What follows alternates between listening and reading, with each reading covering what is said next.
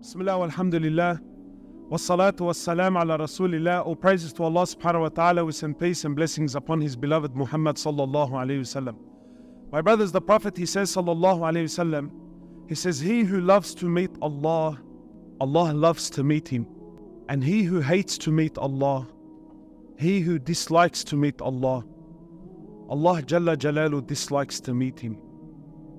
Allah loves to meet us, my brothers and sisters. Allah Jalla Jalalu didn't create us so he can punish us. Hasha lillah, it's unbefitting to Allah. It's unbefitting that the King of Kings, the one that owns the heavens and the earths, creates a weak creation only so that he can punish him. It's not how it works, my brothers. Allah Azza wa Jal loves us. The human is more beloved to Allah than the angels. It's the most honorable of Allah's creations. Allah didn't create us to punish us. Allah didn't create us to make things difficult. Allah gave us a deen, He gave us a sharia that to the untrained eye, please brothers, no one to be recording inshallah, please. To the untrained eye, to those who just don't know, sometimes the sharia can come across as, why? Like, why is this? Why can't I do this? Why can't I go there? Why? And then, sometimes that can be understood as in, brother, like this, that the deen can be difficult. Oh Allah, my brothers and sisters, if you were to know, every single command of Allah is nothing but rahmah. Especially the ones that you dislike. It doesn't change Allah, my brothers. In fact, the Prophet, he says, sallallahu alayhi wa sallam, this may even be a hadith Qudsi, if every single one of us was to sin, if every one of us was to sin until all of us became like the most toxic, the worst heart, the biggest criminal on earth, if every human being was to sin until we became like the most corrupted and the most criminal heart on earth, doesn't change Allah in the least. Doesn't change Allah. And the opposite is true. If you were to worship Allah, if we were all to worship Allah until we all became like the most pure and the most purified and the best of hearts, doesn't change Allah. Allah's the King before me, after me, during, whether I pray, I don't pray, I fast, I don't fast, I accept, I don't accept. Allah's the King. Allah owns the heavens and the earths. Allah subhanahu wa ta'ala doesn't need. When Allah tells you and I, don't do this, or do this, or stay away from this, that's only Allah's rahmah. It's only Allah's rahmah. And Allah has created a paradise, the likes of which Allah mentions in the Quran, the likes of which no eye has ever seen, no ear has ever heard, no human mind or heart has ever imagined or can possibly comprehend. You can never talk about Jannah. We can mention whatever Allah's mentioned, but you can never have a proper description. How? How do you describe it? Like, as a human being, we need a point of reference. My brother, if I said to you, brother, I went to some island somewhere and I ate a fruit and it was the most incredible fruit I ever ate. Naturally, as a human being, you're going to ask me, brother, what does it look like?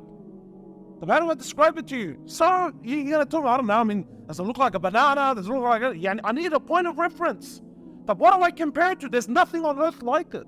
How does Allah describe to this limited human being what Jannah is? How does He do it? You're limited. You're limited in your understanding. Allah says what He's created. Then who did Allah create that for? Allah didn't create us to make things difficult. Allah wants us, and you see this again and again. Allah's rahmah, Allah subhanahu wa ta'ala's ability to forgive, it's incomprehensible. Wallah, it's beyond imagination. Allah gives the human chances after chance. The Prophet, he says, sallallahu alayhi wa sallam, it's my son, Sarani, bro, Sarani. Yeah. He told me I don't want to cuss. Lucy, I'll call you back. Don't call me, Baba. I told him, don't call me. Wallahi, I told him. Hello, watch, he's going to keep calling. Where was I, man? SubhanAllah. Allah subhanahu wa ta'ala, Allah's ability just to forgive. The Prophet, he says, sallallahu alayhi wa sallam, he says, sallallahu alayhi wa sallam, he says, when one of you commits a sin, Allah subhanahu wa ta'ala writes one sin. But when any one of you does a good deed, Allah subhanahu wa ta'ala writes down 10 and He multiplies it. Allah doesn't plus. It's not like if you did one good deed, Allah gives you 10, and then Allah subhanahu wa ta'ala pluses more. Allah multiplies. Who does that? 10 multiplied by 700, Allah multiplies. You do one bad, Allah subhanahu wa ta'ala gives you one sin. You do one good deed, the minimum you get is 10. So why is Allah subhanahu wa ta'ala doing that? So many doors for forgiveness. Sometimes you're not even conscious of it. You say astaghfirullah, Allah forgives you. You make wudu, Allah subhanahu wa ta'ala forgives your sins. You make salah, Allah subhanahu wa ta'ala forgives your sins. You come to the masjid and you pray in jama'ah, Allah subhanahu wa ta'ala forgives your sins. You attend the Jumu'ah prayer, Allah subhanahu wa ta'ala forgives your sins. You sit in a gathering where Allah subhanahu wa ta'ala has mentioned. Wallah, I don't understand. Even if you had no intention on being here, I'm sure there's someone here, he got caught up and he couldn't say no, and it's just awkward for him, and he's like, his manum sadda empty, and this whole thing finishes so he can get out of here. Even him, wallah, it's actually mentioned in the hadith. The angels say, oh Allah, but there's a man who has no intention. Allah says, even him, I forgive him. Simply because he was in the gathering. Allah hasn't created us to make things difficult or to punish. It's unbefitting to Allah. Again and again, Allah subhanahu wa ta'ala forgives sins. He says, oh my slave, if you came to me and your sins have reached the heavens, no, Allah, your sins have reached the heavens, but you don't associate partners with me, I will come to you and I will match you with mercy that match your sins. Allah wants you, my brother. My sister, Allah subhanahu wa ta'ala wants you. Allah Azza wa Jal loves you. Hasha lillah, Allah's above any example. Like any father here, no father consciously wants to make his child's life difficult. No one does that. And you, young brother, how do you imagine yourself as a father? How? As a good guy, I want to make things easy for my son, I want to give him the best. Naturally, like all good people think like this. But if my son came to me, right, like this kaki here, if he came to me now and he asked me, well, like he's only 6. So if he said to me, Dad, you know what, 12 o'clock at night, I want to go run on the street, do I let him go? But why are you being difficult for? But don't you want your son to be happy? But then you want him to prosper? But don't you want him to have a good time? And so now you're thinking here, but come on, brother, you got to be reasonable. Yeah, that's exactly right. When Allah subhanahu wa ta'ala says to me, don't do this, it's not because Allah doesn't need. But when Allah tells me don't do this, it's because He cares for me. Allah wants the best for me. Even and especially when I don't know what's good for me. So when my son tells me, Dad, I want to go to the city on a Saturday night, and I want to go have fun, and he's only 13, 14 years of age, naturally as any sound father, what are you going to say to him? Brother, you're going nowhere. You're going nowhere. Not because I don't want you to have fun, not because I didn't raise. No one raised his son so he can make him miserable. That's not the point. You've raised your son, you want him to be the best. But when I say to him as a responsible adult, when I say to him, you're not going there, that's because I know what you don't know. So you turn around and say to me, oh, wow, brother, but then you trust me, Dad? Then you trust my friends? Brother, it's not. And sometimes what I need to say is beyond your comprehension. But nevertheless, it doesn't change my stance. You're not going. Allah wants what's best for us. Allah yearns to see us, my brothers. Allah loves to meet His slave, man. He's created you. Every single heartbeat of yours, every time your heart beats, it needs permission. But who gives it that permission? Every blink of your eye takes permission from Allah. Who gives it to it? Why? Because He hates you? Brother, not last week. Last night, every single one of us was dead. We were dead. Sleep is the minor death. What's the dua we make when we wake up? First thing you say, obviously, it's like with anything. We praise Allah. Alhamdulillah, alhamdulillah, all thanks and all glory be to the one who did what? Ahyana, gave me life. Ba'dama, after. Bro, we were all dead. Ba'dama amatana. Every one of us was dead last night. But who gave you life? Was it your money? Was it your mother, your father, your know-how, your mates, your business? What was it that gave me life? Allah. Why? Because He hates me? He who loves to meet Allah, Allah loves to meet him. A man killed 99 people. 99. Look, most of you know the hadith. What does Allah want? Really, let's get to that. What does Allah want? That you make an effort. See, like it's not some effort. Make an effort. That's what Allah wants. A genuine effort. My slave, if you come to me a handspan, I come to you an arm's length. Who talks like this? My slave, if you come to me walking, I come to you running. Does this sound like a Lord that wants to punish me? The man killed 99 people. Authentic hadith. 99 people. Now, what sort of individual do you have to be for that? 99. And the number was specific. Brother, there are soldiers in war who don't kill that many people. Anyway, most of you know the story. So something enters his eye. He's yearning for Allah. So he goes to the people. He says, can I make tawbah? So the people say to him, look, there's a righteous man. Go to him, ask him. He goes to the man. He says, look, I've killed 99 people. The guy says, well, 99? He couldn't comprehend the figure. He says to him, brother, no way Allah can forgive you. No way. So to show you the ruthlessness of the man, he kills him too. Right? That's latif. But he didn't kill a guy who challenged him or, swore at his sister. No. The guy's a abid. He killed a abid. He killed a man who's a pious, and simply because he didn't like his fatwa. Bro, imagine this guy was in the area now. Shnoon. It's madness. Anyway, so now after 100, look, what's the key note here? There's a sincerity, man. There's a genuine sincerity. After 100, he still wants Allah. Anyway, it's not the point. I wish I could dissect the story. Anyway, he ends up going to a scholar, and that's the difference. So he goes to a scholar, says, look, I've killed 100. Can Allah forgive me? The scholar turns around and says to my brother, who can stand between you and the forgiveness of Allah? Who? But this is where things get interesting. There's not a man or woman in this building today in the house. I'm sure I don't need to ask. I already know.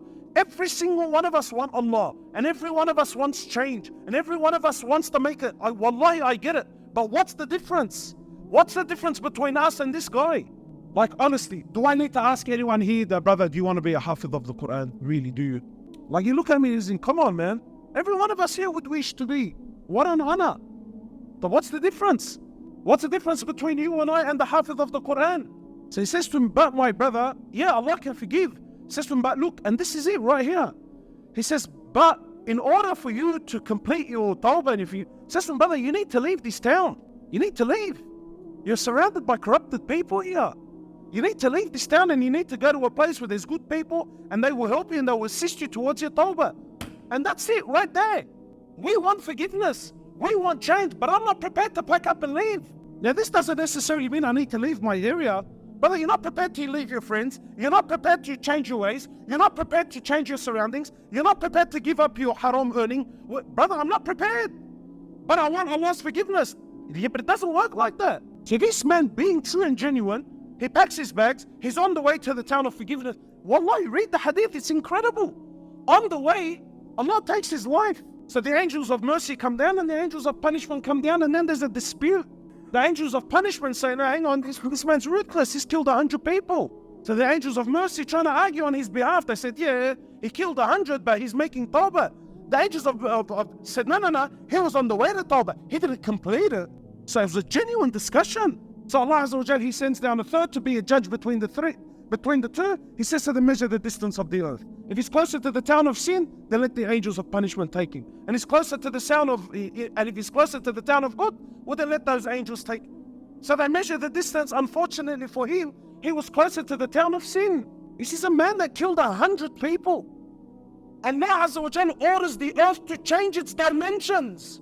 Allah threw physics, science, Mother Nature, whatever, Allah threw it all out of the window. None of it applied. None. A man who killed 100 people, Allah changed the world. He moved the dynamics, the physical existence. Allah Azza wa Jal changed the dimensions of the earth and made him what? One handspan. To the town of good, he said to the angels, take him. The angels of mercy, take him. It's a man who killed 100. He who loves to meet Allah, Allah loves to meet him. So in short, my brother, what does Allah want from us? Just genuine steps. No luggage. No luggage. We all want Allah, but there's luggage. Wallah, brother, look, I really want to change, but this, but that. All right, so what do you, I don't know. Like, what do I say? That luggage is weighing us it's weighing us down from things that beyond comprehensible. Allah, just make a move. Wait, one genuine move. And watch and see what Allah Azza wa Jalla will do. But it needs to be unconditional. One thing, bro. One step towards Allah. That's what you need to do. Allah loves you. I'm not saying that because, I'm trying to win your heart. No, Allah loves you genuinely. My brothers, when you say, Ya Rab, you don't know what's happening in the heavens. A slave called upon his master. You might think, but brother, not me. Why not you, Akhi? Why? Why not you? Oh, no, brother, you don't know, man, wallah. And that's, wallahi, my brothers, this isn't a level of iman. This is just shaitan. Brother, you don't understand, bro. Like, wallah, I've got so much sins. I've got so much shortcomings. I've done so much muharramat. This isn't a level of faith. This is just shaitan who's clouding us. That's all. I challenge any man to stand. Any man. Stand here if you're free from sin. I don't care how big your beard is. Go. I challenge you. You can't, bro. No one. We've all got sins. That's why we need Allah Azza wa Jal. Because I'm not perfect, bro. No one is. Make a move. Take a genuine step to Allah. Tonight, now. One istighfar, bro. One genuine from the heart. Ya Allah, forgive me my sins. And Allah subhanahu wa ta'ala forgives. Allah loves to forgive. My brothers, we need to make this move. Why? Ramadan's around the corner. and Allah invited you to His house, and look where you're sitting on a Friday night. There's a million places you can be right now. The most beloved places to Allah Azza wa Jalla on earth are what? Are what? His houses, bro, His houses. Not only did Allah allow you to come, He allowed you to sit in a gathering where He's mentioned. Authentic wallah, authentic ahadith, authentic narrations. There are angels who their only job is to, is to fly around the earth. They're in the heavens. Their only job is to fly around the earth and to look for any gatherings where Allah Azza wa Jalla is mentioned. Then when the angels find these gatherings, they start calling upon one another. So the angels start calling upon other angels and they say, look, we found what we've been looking for. And then he mentions, sallallahu alaihi wasallam, he says in the hadith, and then the angels, they come to any gathering where Allah Azza wa Jalla is being mentioned, and the angels, they start stacking upon one another. They start stacking up upon one another until they reach the heavens. And then there's a commotion. Wallah, my brothers, this is authentic ahadith. There's a commotion in the heavens. This is why, as a Muslim, it's iman, belief in the unseen. Everyone and anywhere in the world, they tell you seeing is believing. This doesn't apply to the Muslim. We believe in the unseen. You have to have complete conviction and iman that this is happening right now. Not because I said so, la wallah, because it's an authentic hadith from the Prophet ﷺ. Right now in this masjid, you, the one who thinks I'm a sinner and I'm this and I'm that, you don't know, and you right now. There are angels that are stacked upon one another and they've reached the heavens and there's a commotion. So Allah Azza wa Jalla, He calls upon the angels. Of course He knows. He calls upon the angels, He says to them, what's going on? So the angels say, Ya Allah, there's a group of people that have gathered, they've sat, and they're remembering you. So Allah subhanahu wa ta'ala says, and why have they sat? And they said, Ya Allah, they've sat to remember you, to glorify you. Then Allah says to the angels, and what do they want? The angels say, Ya Allah, they're asking protection from your Jahannam. Allah says, have they seen my Jahannam? They say no. He says, what if they were to see it? He says, Ya Allah, they would ask for a more. He says, what else do they want? He says, Ya Allah, they're asking for your Jannah. He says, have they seen my Jannah? They say, no, Ya Allah. He says, what if they were to see my Jannah? They say, Ya Allah, then they would ask for a more. And then Allah Azza wa Jalla says to them, and what else? What is it that they're asking for? You've been sitting here for the last hour and a half. You probably didn't ask for a single thing. The angels are doing this on your behalf. And then the angels say, Ya Allah, they're asking for your forgiveness. Allah subhanahu wa ta'ala says, let it be known that I have forgiven every one of them their sins, and I have granted them what they're seeking from me. There are angels in this gathering, they're rubbing their wings against your shoulders. Brother, if that's not love, I don't know what is. If that's not a sign that Allah subhanahu wa ta'ala wants you, then brother, wallahi, I don't know what you're looking for. Brother, your name, sister, by name, your name was mentioned by an angel to Allah. See, me? Brother, wallahi, yeah, you. With all your flaws and all your mistakes. Yeah, by name, Allah mentioned you by name tonight. So my brothers, wallah, Allah Azza wa Jalla loves us. What does Allah want? Make a genuine move. Any one genuine, sincere step towards Allah. Don't delay. Wallahi, don't delay. Ramadan's around the corner. Allah subhanahu wa ta'ala says in the Quran, and I'll end with this, لَإِن شَكَرْتُمْ, I love this verse. Allah subhanahu wa ta'ala says, لَإِن شَكَرْتُمْ, and if you were to show me gratefulness and shukr and thankfulness, Allah says, and if you thank me for the blessings I've given you, what does Allah do in return? Allahu Akbar, لَأَزِيدَنَّكُمْ, then I will grant you more. You thank Allah and Allah gives you more. So Allah, my brothers and sisters, make that effort. Take a step towards Allah. No luggage. Don't fear. The Prophet, he says, sallallahu alaihi wasallam, anyone who gives up anything for Allah, Allah will replace that thing with something far greater. It's not easy, but you got to make a move.